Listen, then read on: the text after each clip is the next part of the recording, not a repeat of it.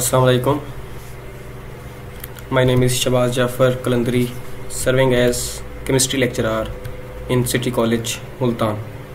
Today I am here to discuss a test with you which is conducted on 11th April 2020. Test number 3 था आपका, ये subject chemistry और class हमारे पास है फर्स्ट ईयर। चलिए स्टूडेंट्स, अपना टेस्ट डिस्कशन स्टार्ट करते हैं। सबसे पहले हम मूव करेंगे मल्टीपल चॉइस क्वेश्चंस की तरफ। तो मल्टीपल चॉइस क्वेश्चंस में सबसे पहले जो क्वेश्चन हमारे पास मौजूद है वो क्वेश्चन आपसे किया गया है कि जो पैरामैग्नेटिक प्रॉपर्टी है ऑक्सीजन की किस थ्योरी ने एक्सप्लेन की है। हमारे पास ऑप्शंस हैं VSEPR theory, VBT valence bond theory, MOT molecular orbital theory and crystal field theory CFT। तो जैसा कि आपको अच्छी तरह पता है कि MOT was specially presented by Hund and Mulliken to explain paramagnetic behaviour of substances. तो इसका जो राइट ऑप्शन आपके पास होगा, आंसर होगा, that is Charlie molecular orbital theory. इस तरह हम नेक्स्ट क्वेश्चन की तरफ मूव करते हैं। नेक्स्ट क्वेश्चन हमारे पास है Which one of following molecule has unpaired electron in anti-bonding molecular orbital? Options हमारे पास मौजूद हैं, ऑक्सीजन का केटाइन, नाइट्रोजन का इनाइन मौजूद है, बोरोन है और फ्लोरीन है। अगर आप बुक में और से देखें, ऑक्सीजन की जो मॉलिक्यूलर ऑर्बिटल डायग्राम ड्रा की गई है उसमें 2 अनपेयर्ड इलेक्ट्रॉन मौजूद हैं, लेकिन क्योंकि यहाँ केटाइन है 2 इलेक्ट्रॉन लूज कर चुके हैं तो ऑक्सीजन इस केस में वही 2 इलेक्ट्रॉन लूज कर देता है। While in case of nitrogen आप वो डायग्राम देखें तो उसमें ऊपर एंटी बॉन्डिंग मॉलिक्यूलर ऑर्बिटल में कोई इलेक्ट्रॉन मौजूद नहीं है, लेकिन जो ऑप्शन हमारे पास मौजूद है उसका इनाइन है, उसने 2 इलेक्ट्रॉन्स गेन किए हुए हैं, तो यही 2 इलेक्ट्रॉन्स अनपेयर्ड फॉर्म के अंदर एंटी बॉन्डिंग मॉलिक्यूलर ऑर्बिटल्स में मौजूद होंगे और राइट ऑप्शन हमारे पास है बीटा। नेक्स्ट क्वेश्चन हमारे पास है फॉस्फीन के अंदर फास्फोरस की हाइब्रिडाइजेशन स्टेट के बारे में बताना है। ऑप्शंस हमारे पास मौजूद हैं sp3, sp2, sp and dsp2। Student, इस तरह के किसी भी MCQs अगर आपसे हाइब्रिडाइजेशन स्टेट के बारे में पूछा जाता है तो आपने इसको फाइंड करने के लिए एक छोटा सा फार्मूला आपको दे रहा हूँ, एक ही आपको दे रहा हूँ, वो आपने अप्लाई करना है। वो फार्मूला क्या है? आपने number of bond plus number of lone pair, mean to say कि उस मॉलिक्यूल में, उस कंपाउंड में जो बॉन्ड्स मौजूद हैं और जो लोन पेयर मौजूद है उनको काउंट कर लेना है। और काउंटिंग के दौरान आपने ख्याल रखना है कि डबल बॉन्ड और ट्रिपल बॉन्ड को आपने सिंगल बॉन्ड कंसीडर करना है। इससे क्या होगा, आपके पास रिजल्टेंट आएगा। अगर 4 आता है इट मीन्स के जो सेंट्रल एटम है वो sp3 हाइब्रिडाइज है। अगर रिजल्टेंट आपके पास 3 आता है तो sp2, अगर रिजल्टेंट आपके पास 2 आता है तो sp। तो हमारे पास क्वेश्चन है फास्फीन पेज 3, इसके अंदर हमने हाइब्रिडाइजेशन स्टेट मालूम करनी है फास्फोरस की, तो उसका स्ट्रक्चर ड्रा कर लेते हैं। ये स्ट्रक्चर हमारे पास आ गया, तो इसमें आप देखें आपको क्लियर नजर आ रहा होगा कि 3 इसके अंदर सिंगल बॉन्ड मौजूद हैं और एक लोन पेयर है, मीन टू से कि ओवरऑल जो रिजल्टेंट हमारे पास आ रहा है वो है 4 और जो इसमें हाइब्रिडाइजेशन स्टेट होगी वो हमारे पास sp3A is right option. Next question भी इसी से मिलता जुलता है। हाइब्रिडाइजेशन स्टेट हमने सेंट्रल एटम फाइंड करना है जिनमें sp2 हाइब्रिडाइज एटम्स मौजूद हैं। तो पहला ऑप्शन हमारे पास है इथीन, सेकंड हमारे पास है बोरोन ट्राइफ्लोराइड, तीसरा हमारे पास है अमोनिया एंड फोर्थ ऑप्शन है बोथ A एंड B। तो वही जो फार्मूला आपको मैंने बताया है उसको अप्लाई करने के लिए स्ट्रक्चर्स देख लेते हैं। इथीन का स्ट्रक्चर आपके पास आ गया, अमोनिया का आ गया और ये बोरोन ट्राइफ्लोराइड का। तो यहाँ आप क्लियर देख सकते हैं कि अमोनिया के केस में 4 रिजल्टेंट आ रहा है, जबकि इथीन और बोरोन ट्राइफ्लोराइड में जो रिजल्टेंट आ रहा है 3, और अगर रिजल्टेंट 3 हो तो जो हमारे पास हाइब्रिडाइजेशन होगी वो sp2 होगी। तो बोथ A एंड B इसका करेक्ट आंसर है। नेक्स्ट क्वेश्चन में मूव करते हैं। Which one of following has zero dipole moment? हमारे पास ऑप्शंस हैं H2O water, ammonia, nitrogen trifluoride and aluminium chloride. अच्छा, डाइपोल मोमेंट के बारे में कोई क्वेश्चन आपसे पूछ लेता है, कोई भी किसी किस्म का MCQs आपसे पूछ लेता है, तो वहां आपने ख्याल करना है कि ऐसा आपने एटम सेलेक्ट करना है, ऐसा कंपाउंड सेलेक्ट करना है कि जिसके सेंट्रल एटम के ऊपर कोई लोन पेयर मौजूद ना हो। अगर सेंट्रल एटम पे कोई लोन पेयर मौजूद नहीं है तो उसकी डाइपोल मोमेंट 0 होगी। जैसा कि वाटर का स्ट्रक्चर आपको अच्छी तरह पता है, उसमें ऑक्सीजन पे 2 लोन पेयर्स मौजूद होते हैं। इस तरह अमोनिया और नाइट्रोजन ट्राइफ्लोराइड में नाइट्रोजन पे एक लोन पेयर मौजूद है, लिहाजा इनकी डाइपोल मोमेंट 0 नहीं हो सकती। तो राइट ऑप्शन हमारे पास आएगा वो आएगा एल्यूमिनियम क्लोराइड, जो कि डेल्टा पे मौजूद है। नेक्स्ट MCQs देखते हैं। नेक्स्ट एमसीक्यूज हमारे पास मौजूद है, which one following has tendency to form coordinate bond with proton.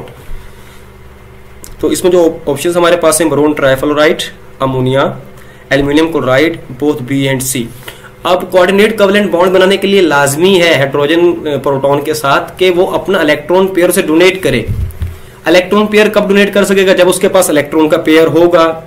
तो इन case of boron trifluoride and aluminium chloride, ये इलेक्ट्रॉन डेफिशिएंट, इनके सेंट्रल एटम बोरोन और एल्यूमिनियम दोनों इलेक्ट्रॉन डेफिशिएंट मॉलिक्यूल है, इनको इलेक्ट्रॉन्स चाहिए, तो ये तो डोनेट नहीं कर सकते। लिहाजा अमोनिया के केस में नाइट्रोजन पे एक इलेक्ट्रॉन का पेयर एक्स्ट्रा मौजूद होता है जो वो डोनेट कर सकता है, और जो राइट ऑप्शन आपके पास होगा डेट इज बीटा, जो कि अमोनिया है। नेक्स्ट क्वेश्चन हम देखते हैं। नेक्स्ट हमारे पास है following molecule do not follow octet rule. Option हमारे पास है phosphorus trichloride, nitrogen trichloride, aluminium chloride and all of the above. यहाँ बच्चा थोड़ा कंफ्यूज हो जाता है, बच्चा मोस्टली क्योंकि वो स्ट्रक्चर इसका देख के, जैसे PCl3 है वो 6 इलेक्ट्रॉन काउंट कर लेता है, NCl3 में 6 काउंट कर लेता है, AlCl3 में भी 6 काउंट कर लेता है, और वो ऑल ऑफ अबव को लगा देगा। तो यहाँ आपने किस का बेटा ख्याल रखना है, PCl3 में बज़ाहिर 6 इलेक्ट्रॉन है, लेकिन फास्फोरस का लोन पेयर भी मौजूद है, तो 8 पूरे हो जाती हैं। Same is the case in nitrogen trichloride, nitrogen पे एक लोन पेयर मौजूद है, 6 पहले वो 8 पूरे हो जाएंगे। एल्यूमिनियम क्लोराइड में 6 इलेक्ट्रॉन है और ये ऑक्टेट रूल को फॉलो नहीं करता, तो राइट ऑप्शन आपके पास चार्ली एल्यूमिनियम क्लोराइड इसका आंसर होगा। नेक्स्ट क्वेश्चन बेटा हमारे पास है, which following has large value. Options हमारे पास है enthalpy of fusion, enthalpy of vaporisation, enthalpy of sublimation and all have same values. तो इसमें हम एंथैल्पी ऑफ सब्लिमेशन को प्रेफरेंस देंगे। क्यों कि सब्लिमेशन में जब सॉलिड को हीट किया जाता है वो डायरेक्टली सॉलिड से गैसियस स्टेट में जाता है, तो ये एक लार्ज चेंज है, इस वजह से एंथैल्पी ऑफ सब्लिमेशन की जो वैल्यू होगी वो सबसे ज्यादा होगी। नेक्स्ट क्वेश्चन बेटा हमारे पास है, for the given process the heat changes at constant pressure and constant volumes are related to each other। Options हमारे पास हैं कि amount of heat provided at constant pressure is equal to amount of heat provided at constant volume। दूसरा option मौजूद है कि QP greater होगा QV से। थर्ड ऑप्शन हमारे पास मौजूद है उसके ऑपोजिट है, और फोर्थ भी ये हमारे पास मौजूद आ गया। इसका जो राइट ऑप्शन हमारे पास है वो राइट ऑप्शन है QP is greater than QV, mean to say beta इसका राइट ऑप्शन है। रीजन इसके क्या है, इसकी more amount of energy is required when reaction is carried out at constant pressure. ज्यादा एनर्जी जरूरत होती है जब प्रेशर आपके पास क्या हो, कांस्टेंट हो, इसलिए amount of heat provided at constant pressure is greater then amount of heat provided at constant volume. Next question बेटा हमारे पास है, इन case of liquid change in internal energy किसके बराबर होगी, amount of heat provided at constant volume, ये या constant pressure या एंथैल्पी के बराबर होगी, या del E is equal to q plus p delta V. तो आंसर पे मूव करने से पहले एक चीज ध्यान में रखिएगा, डेल एच इक्वल होता है बेटा del E plus p delta V के। जब हम लिक्विड्स या सॉलिड्स की बात करते हैं तो वॉल्यूम के अंदर जो चेंज है वो ज्यादा सिग्निफिकेंट नहीं होता, मीन टू से इसे हम इग्नोर कर सकते हैं, जीरो के इक्वल काउंट कर सकते हैं। जब इसे जीरो के इक्वल काउंट करेंगे तो अब हमारे पास क्या होगा, डेल वी जीरो हो जाएगा तो डेल ई किसके बराबर आ जाएगा, डेल एच के बराबर आ जाएगा, और डेल एच के बराबर आएगा। तो हमारे पास जो इसमें राइट ऑप्शन है वो कौन सा है, चार्ली। इसको हमारे लिए चार्ली सूटेबल इसके लिए आंसर होगा।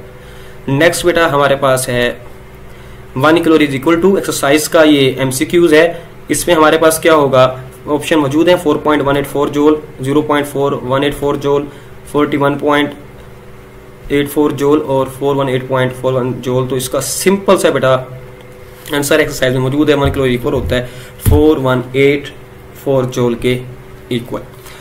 No we are going to discuss short question.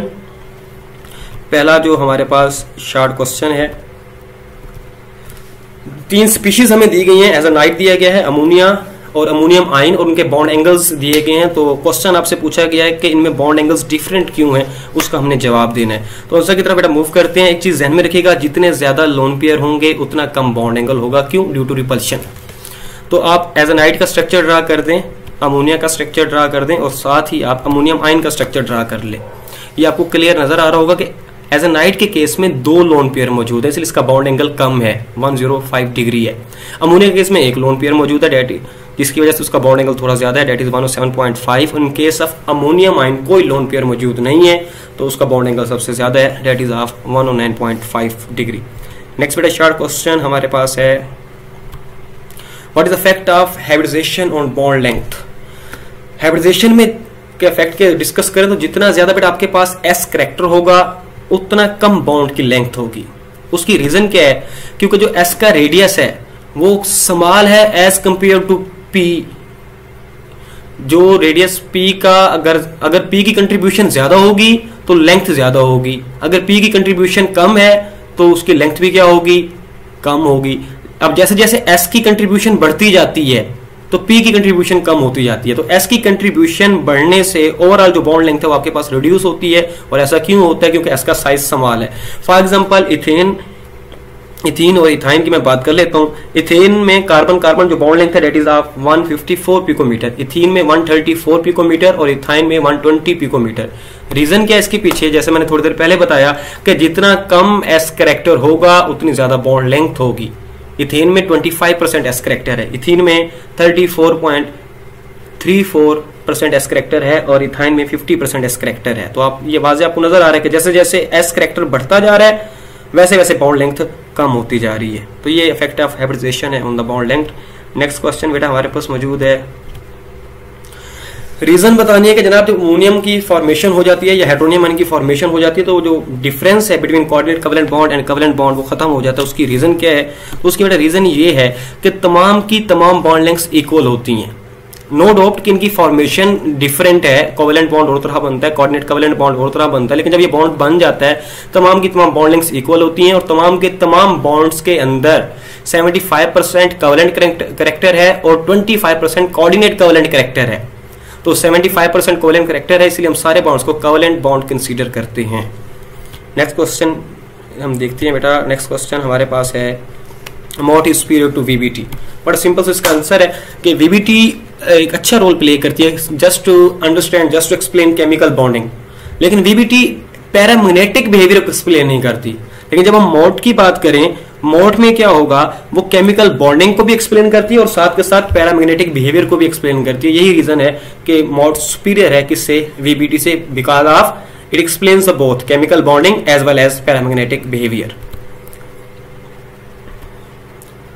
Next question बेटा हमारे पास है, size of anion is always greater than its parent atom.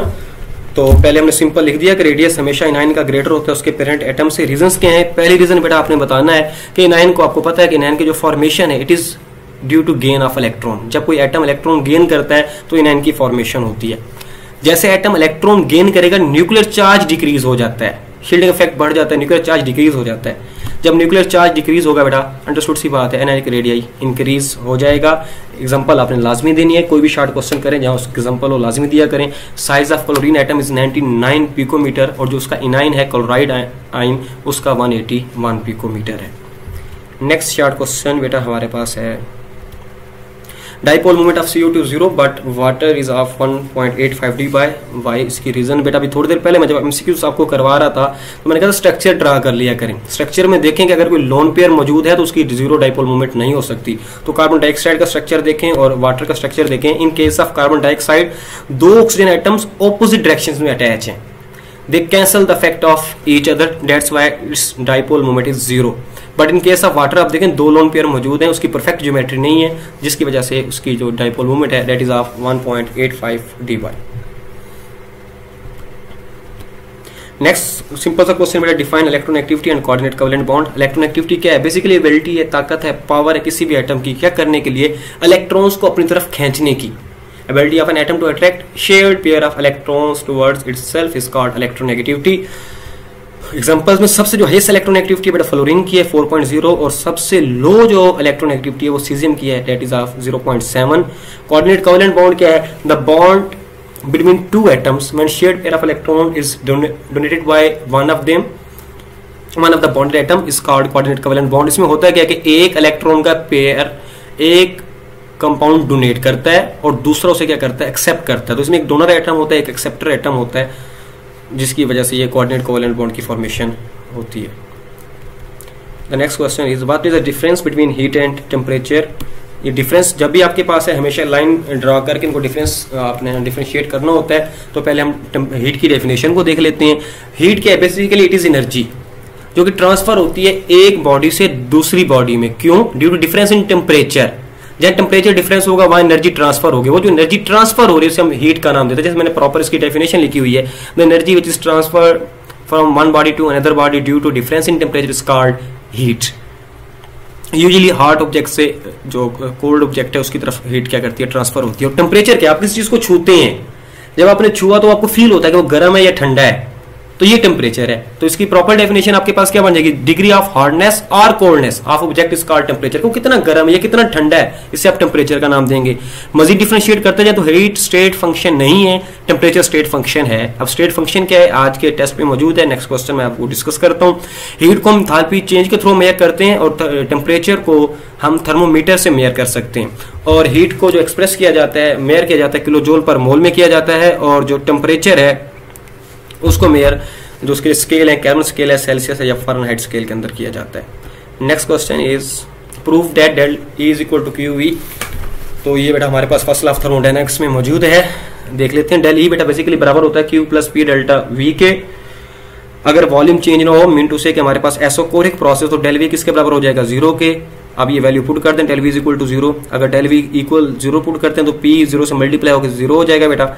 और del E is equal to q e, amount of heat provided at constant volume. Basically बेटा हमारे पास 4 तरह के process होते हैं। एक एसोकोरिक प्रोसेस होता है जिसमें चेंज इन वॉल्यूम 0 होता है। एक एसोबैरिक प्रोसेस है जिसमें चेंज इन प्रेशर 0 है।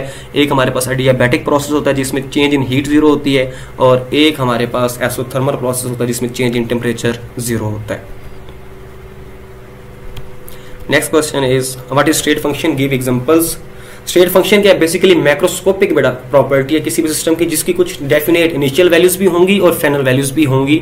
और ये independent of path followed, path पे डिपेंड नहीं करता जिस तरह वो चेंज आती है। इसे हम क्या नाम देते हैं? स्टेट फंक्शन का नाम देते हैं। एग्जांपल्स हम देख लेते हैं बेटा। प्रेशर है, टेम्परेचर है, वॉल्यूम है और हमारे पास इंटरनल एनर्जीज की एग्जांपल्स में आ जाती हैं। नेक्स्ट क्वेश्चन बेटा हमारे पास है define system and internal energy. System हमारे पास क्या है? आप इस लैपटॉप को देख रहे हैं, किसी भी चीज पे मेरा लेक्चर आप देख रहे हैं तो ये आपके लिए सिस्टम है। Any part of this universe which is under observation is called system. इस कायनात का कोई भी हिस्सा जिसे आप ऑब्जर्व कर रहे हैं वो आपके पास क्या है? सिस्टम। जैसे अभी आप लैपटॉप को देख रहे हैं या स्क्रीन पे मोबाइल पे देख रहे हैं तो आपके लिए सिस्टम है। और इंटरनल एनर्जी क्या है? Sum of kinetic energy. Kinetic energy में कौन कौन सी चीजें आ सकती है? ट्रांसलेशनल भी आ सकती है, वाइब्रेशनल भी आ सकती है, रोटेशनल भी आ सकती है, and potential energy and all kinds of possible energy is called internal energy. किसी भी सिस्टम के अंदर जितनी पॉसिबल एनर्जीज मौजूद हैं, वो किनेटिक है, पोटेंशियल है, उस तमाम के सम को आप क्या नाम देते हैं? इंटरनल एनर्जी का नाम देते हैं। ये नीचे हमारे पास उसकी मैथमेटिकल फॉर्म आ गई है। नेक्स्ट क्वेश्चन बेटा हमारे पास है explain the burning of a candle spontaneous process. अब स्पॉन्टेनियस प्रोसेस के बारे में आप सुनते हैं कि जिसको बाहर से किसी किस्म की रिक्वायरमेंट की जरूरत ना हो, वो खुद ब खुद चलता रहे, बाहर से कोई एजेंट उसकी मदद के लिए ना आए, तो हम वो स्पॉन्टेनियस प्रोसेस उसे समझते हैं। लेकिन जब बर्निंग ऑफ कैंडल उसे तो हम खुद इनिशिएट करते हैं, आग लगाते हैं उसको तीली के थ्रू, किसी भी थ्रू हमें ना कैंडल को जलाएंगे। तो आपने एक पॉइंट ध्यान में रखना है कि ऐसे तमाम प्रोसेस भी स्पॉन्टेनियस प्रोसेस में काउंट होते हैं जिनको एक दफा इनिशिएट कर दिया जाए फिर वो खुद ब खुद चलते रहें। ये इसका प्रॉपर आपके पास आंसर आ गया। Reaction will also be considered as spontaneous which requires small amount of energy to start, but when it gets started then it will take its on. जब आप स्टार्ट वो हो जाएगा फिर वो नहीं रुकेगा। इस तरह के तमाम जो प्रोसेस हैं वो भी स्पॉन्टेनियस प्रोसेस हैं। इस तरह जब आप कैंडल को बेटा जलाते हैं या बर्निंग ऑफ कोल आ जाए या हाइड्रोकार्बन आ जाए तो उन्हें इनिशिएट करना पड़ता है, उसके बाद वो प्रोसेस खुद ब खुद सारे चलते रहते हैं। इस वजह से स्पॉन्टेनियस प्रोसेस है। हमारे पास बेटा नेक्स्ट क्वेश्चन है जी define standard enthalpy of neutralization. इसमें the amount of heat evolved when 1 mole of hydrogen ion from an acid react with 1 mole of hydroxyl from a base to form 1 mole of water is called enthalpy of neutralization. Explain कर देता हूं। जब 1 मोल hydrogen का ion का कहां से? Acid से react करे किसके साथ? 1 मोल हाइड्रोक्सल आयन के साथ। कहां से वो आएगा? बेस के साथ। फॉर्मेशन किसकी होगी? वाटर की। इस दौरान जो हीट रिलीज होगी वो हमारे पास क्या कहलाती है? एंथैल्पी ऑफ न्यूट्रलाइजेशन कहलाती है। ये आप देखिएगा जैसे हाइड्रोजन और हाइड्रोक्सल कंबाइन हो रहे हैं, फॉर्मेशन किसकी हो रही है बेटा? वाटर की। और जो अमाउंट ऑफ एनर्जी रिलीज हो रही है दैट इज 57.4 किलो जूल पर मोल। ये हमारे शॉर्ट क्वेश्चंस बेटा वाइंड अप हो गए। अब हम चलते हैं अपने लॉन्ग क्वेश्चंस की तरफ। तो लॉन्ग क्वेश्चंस में आप देखिएगा पहला हमारे पास लॉन्ग क्वेश्चन है state Hess's law and explain Born Haber cycle. तो इसमें आपने simple definition of Hess's law उसको डिफाइन करना है और उसके बाद बोन हेबर साइकिल आपने एक्सप्लेन कर देना है विद डायग्राम, जो कि सोडियम क्लोराइड का स्ट्रक्चर आपकी है ना बुक में सिलेबस में उससे एक्सप्लेन कर दिया गया है। और लास्ट शार्ट क्वेश्चन है, explain the atomic orbital hybridisation respect to sp2 modes of hybridisation, give examples. तो इसमें बेटा सबसे पहले आपने हाइब्रिडाइजेशन को डिफाइन करना है, उसके बाद आपने sp2 हाइब्रिडाइजेशन को डिफाइन करना है, उसके बाद कोई एक्सप्लेन कर दें इथीन को या बोरोन ट्राइफ्लोराइड को। इथीन को कर दीजिएगा, ये मेरे ख्याल में हमारे पास मिस्टेक हुई है, तो इथीन लिखा हुआ आ रहा है। इथीन या बोरोन ट्राइफ्लोराइड का कोई स्ट्रक्चर आप एक्सप्लेन कर देंगे। अल्लाह आप तमाम लोगों का हामी और नासिर हो। अल्लाह हाफिज़।